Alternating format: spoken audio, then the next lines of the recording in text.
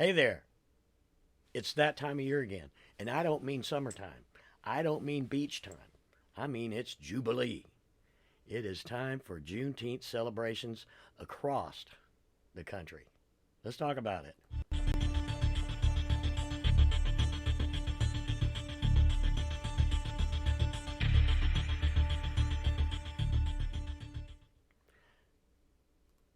That's right, it's Juneteenth, Jubilee, that time of year. One of the most recognized national holidays in the country. One of the most recognized, bar none. One of the oldest official holidays, dating back to 1866 when the first one occurred. Now, Juneteenth began with the signing of the Emancipation Proclamation by President Lincoln in September of 1862. It became law January of 1863.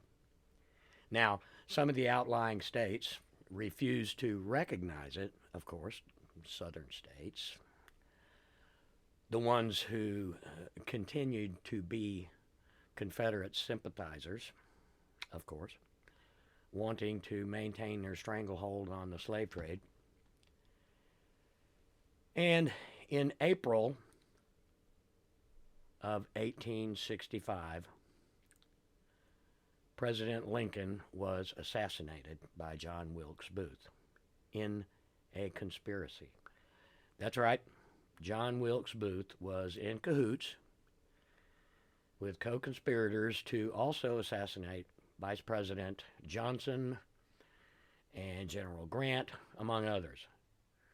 And after he had shot President Lincoln, he actually, said in so many words that the South will be vindicated, The guy was a nut. He was 26 years old, and about 12 days later, the Union Army caught up with him and killed him. So much for that. Now, in June, on the 19th, of 1865, a day that President Lincoln didn't see, Union armies descended on Galveston, Texas, and informed them that the war was over and that they had to free these slaves. Part of the proclamation that was signed, as a matter of fact, included clauses in it that the slaves stay where they're at with their slave owners, although they technically wouldn't be owned anymore, that they would collect wages for their work, the same work that they had been doing.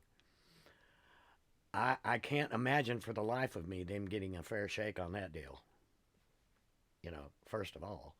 So in lieu of that, a lot of them decided to migrate away from Texas. They decided to leave Texas.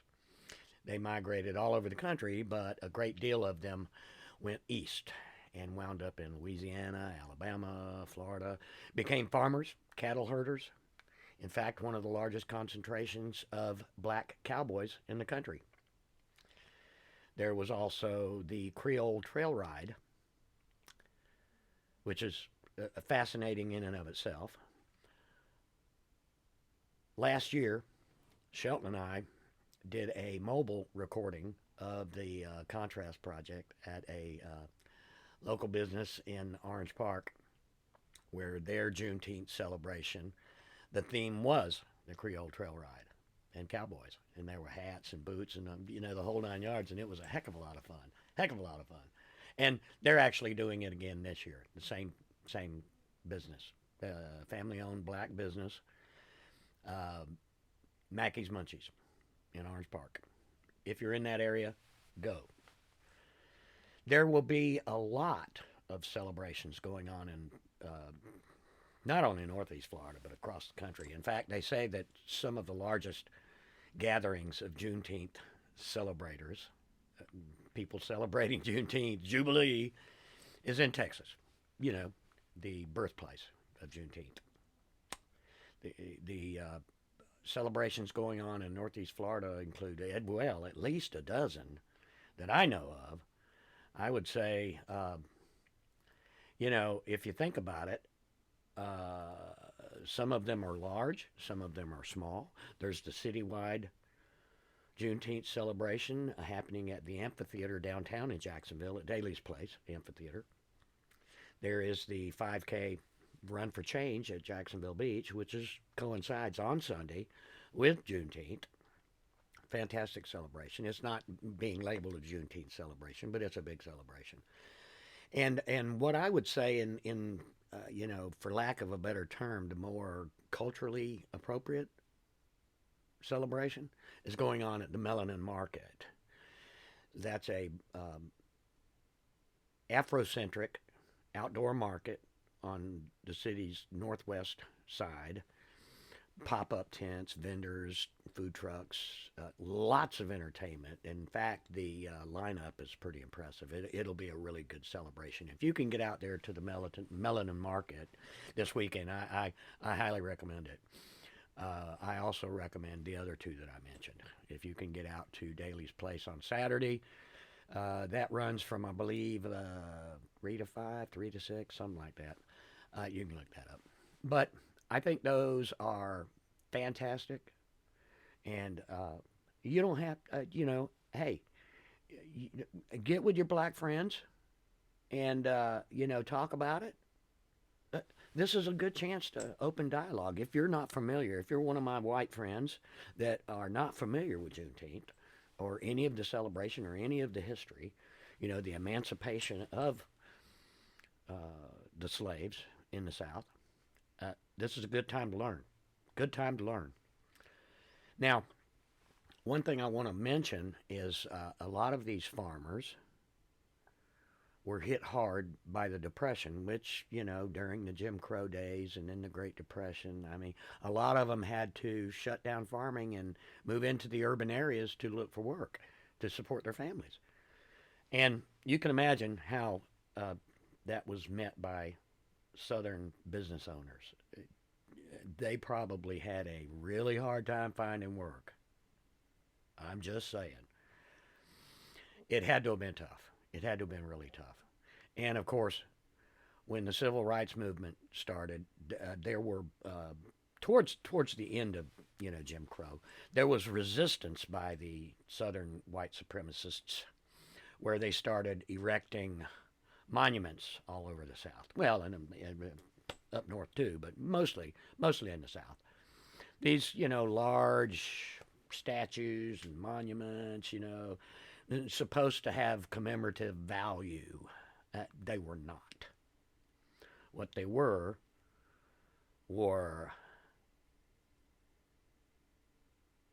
intimidation. They were meant to send a message to the black community that, hey, we are still in charge. We being white people, we are still in charge. That's what these statues were. And that's where I'm going to segue into the next story. This whole week leading up to Juneteenth was preceded by the bicentennial celebration in Jacksonville, Florida. That is, not nationwide, but Jacksonville, Florida. The bicentennial, which was outed by a lot of people that saw it as a whitewash celebration that did not tell the whole story. Did not tell the whole story. And I'll agree with them, it didn't. It was pretty lackluster, and the festival itself was a dud. But that was over the weekend. And then on Tuesday, in Jacksonville, Florida, the City Council, I'll back it up a second. During the bicentennial celebration, there was another demonstration across the street from James Weldon Johnson Park, which included a couple of groups, the Northside Coalition and Take 'em Down Jacks, and they primarily are involved in anything that's racist. But Take 'em Down Jacks, of course, is what it says it is. Take down the monuments. Get rid of them. Let's get rid of them. Well, on Tuesday, the City Council met again and voted against taking them down, although some have already been removed. They're talking mostly of the great big one in what was formerly called Confederate Park. It's now Springfield Park. And for the life of me, it just seems like it's just inappropriate for that statue to even be in a park in Springfield, seeing as how there is probably zero support for that type of statue in the Springfield area. I would find it hard. I think you would find it hard to find any Confederate sympathizers in that neighborhood. I doubt it. But anyway, the city council voted against it. So their work continues. They're going to continue to push for that to get the monuments removed. And, okay, so we move on and we go into the weekend, the Juneteenth celebrations. There will be some going on Friday, Saturday, Sunday on the 19th. And it's a time for reflection, a time for healing. So, my closing thoughts. With all that said, the Juneteenth celebration, the bicentennial, the monuments that are going to stay erected in Jacksonville, Lord, with all this division, those things are a sore spot. I would think that they're a really super sore spot for black folks and black families, especially families that have ancestors that were direct ancestors that were in the slave trade. I would think. Honestly, knowing the history the way I do, they're offensive to me. There's no place for them. I live in the country, okay?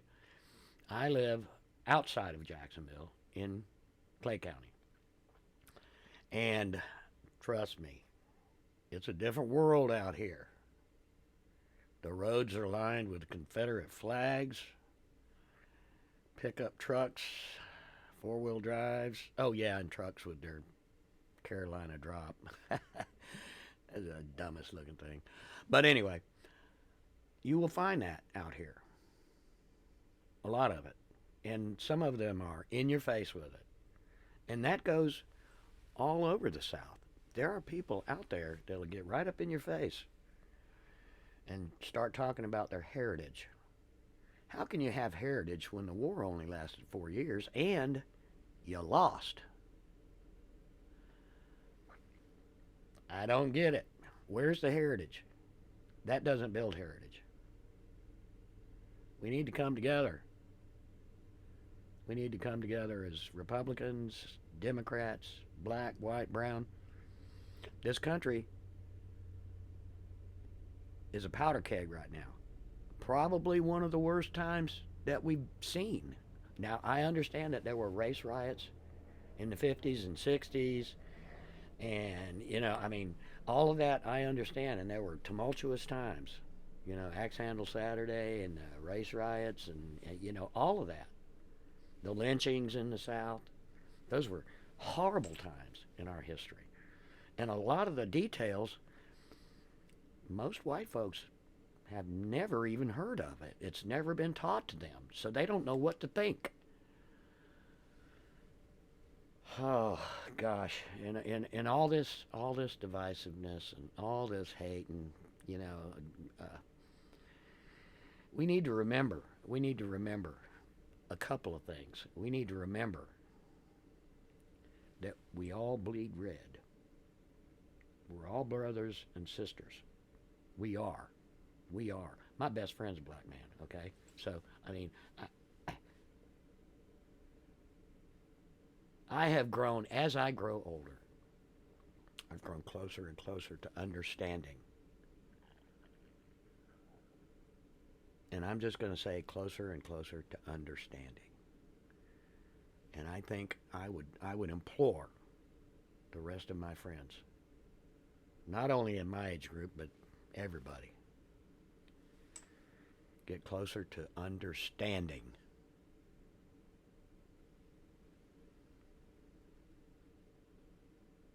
Let's be kind to each other. Listen, take care of yourself and each other. Until next time. Peace.